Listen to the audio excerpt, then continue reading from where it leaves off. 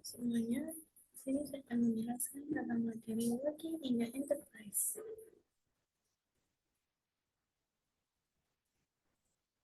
Materi ini membahas industri teknologi secara umum dan kenapa teknologi itu penting pada di dunia kerja sekarang. Pertama ada knowledge management, sering salah pahami.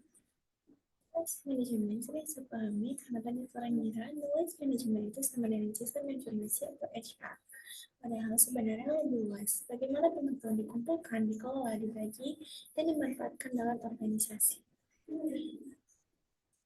Yang kedua ada akar keilmuan yang luas. Teknologi dan knowledge management itu cuma dari komputer, tapi juga dengan filsafat cara manajemen berpikir, manajemen bisnis, pengambilan,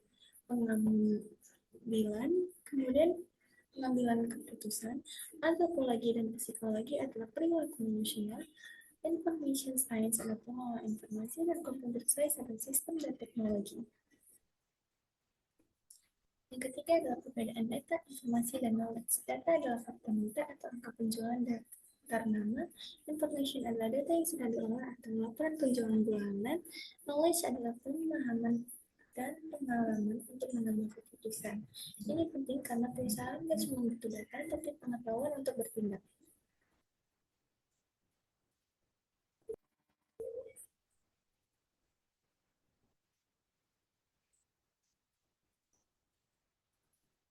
Informasi sistem in enterprise. Bagian ini fokus ke peran sistem informasi dalam perusahaan modern. Ekonomi berbasis pengetahuan perusahaan sekarang nggak cuma bergantung pada sumber daya alam modal tenaga kerja murah, tapi lebih ke pengetahuan, teknologi, dan kemampuan belajar. Yang kedua ada nilai tambah dari pengetahuan digunakan untuk meningkatkan kualitas produk, mempercepat layanan, menciptakan inovasi. Yang ketiga ada globalisasi tenaga kerja negara seperti India dan China berkembang pesat dikarenakan tenaga kerja terdidik, biaya relatif rendah, banyak pusat riset dan pengembangan, perusahaan besar pindah ke sana. Lalu informasi sistem used in an enterprise. Ini terbagi menjadi tiga, yaitu ERP, DMS, dan CMS. Enterprise Resource Planning atau ERP adalah sistem terintegrasi yang menghubungkan seluruh bagian perusahaan, mencakup produksi, keuangan, STM, dan penjualan dan distribusi, bertujuan agar data sinkron. Kedua ada dokumen manajemen sistem atau DMS, menyimpan dan mengelola dokumen digital, contoh laporan, proposal, dan presentasi. Manfaatnya, dokumen lebih rapi dan mudah dicari. Yang ketiga ada konten manajemen sistem atau CMS, mengelola konten digital seperti website, artikel, media, dan sering dipakai untuk web perusahaan.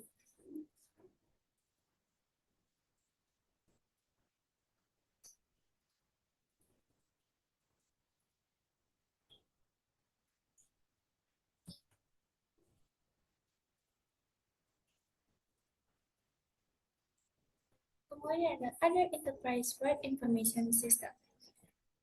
Ini dibagi menjadi beberapa bagian, yaitu tadi yang pertama ada transaction processing system, yaitu menangani transaksi harian seperti pembayaran, pemesanan, dan reservasi.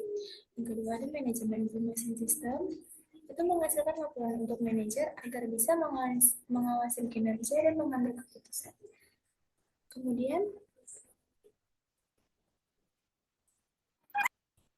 Kemudian ada Decision Support System, yaitu membantu analisis dan pengambilan keputusan kompleks. Yang terakhir ada Expert System, meniru cara berpikir pakar manusia, contohnya sistem diagnosis.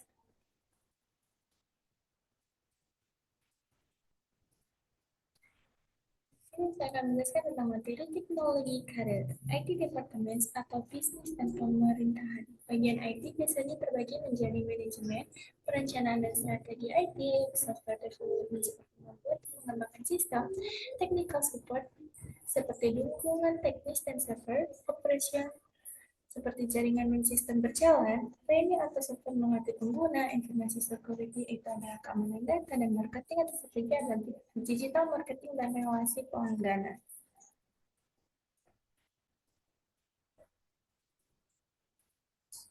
Kemudian teknologi equipment. Karir ini dibagi menjadi di bidang perakitan komputer, pembuatan chip, pengujian perangkat, dan produksi hardware.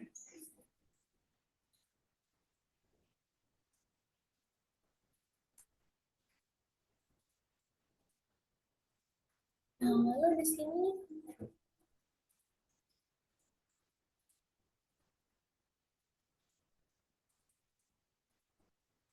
lalu di sini ada software and apps. Fokus pada pengembangan aplikasi, software komputer, dan aplikasi web dan mobile.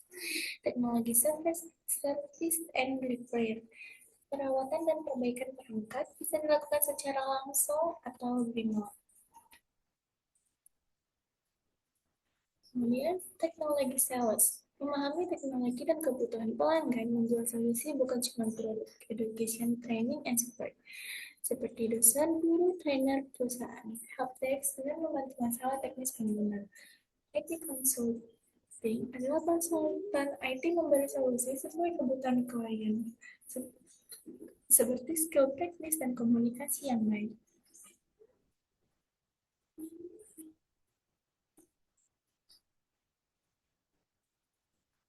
Job titles in IT. Kategori pekerjaannya ini ada System Development, menjadi programmer dan sistem analisis, teknologi operation seperti admin sistem dan teknisi, web marketing dan sosial media, data storage dan analisis adalah data analisis, informasi security seperti security analysis, app dan website development lainnya.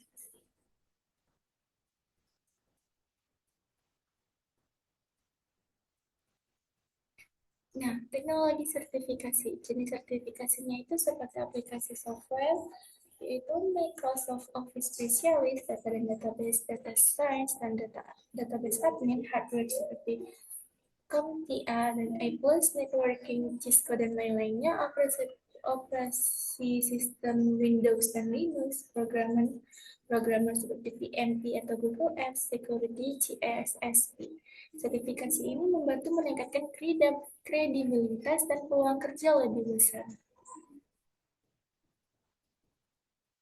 Nah, job searching dan career planning. Materi ini membahas bagaimana seorang mempersiapkan dan merencanakan karir secara matang, bukan hanya sekedar mencari pekerjaan. Nah, career planning sendiri ini adalah perencanaan karir untuk menentukan proses menentukan arah masa depan pekerjaan berdasarkan minat, kemampuan, dan peluang yang ada. Job searching sendiri adalah proses mencari pekerjaan yang sesuai dengan kualifikasi dan minat. Creating a professional online presence. Materi ini menjelaskan pentingnya citra profesional di dunia digital, karena banyak perusahaan menilai kandidat dari ciri online mereka. Tips utamanya adalah gunakan nama profesional untuk akun dan domain, pesan foto formal, dan upload CV dalam bentuk PDF.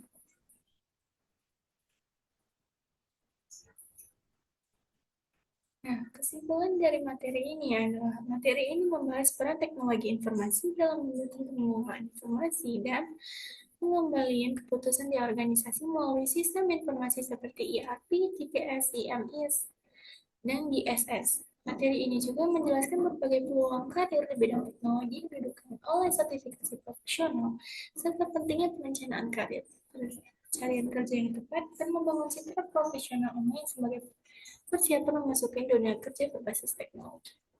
Mungkin ini saja yang bisa saya sampaikan.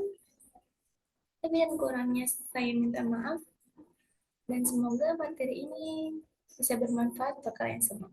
Terima kasih semuanya.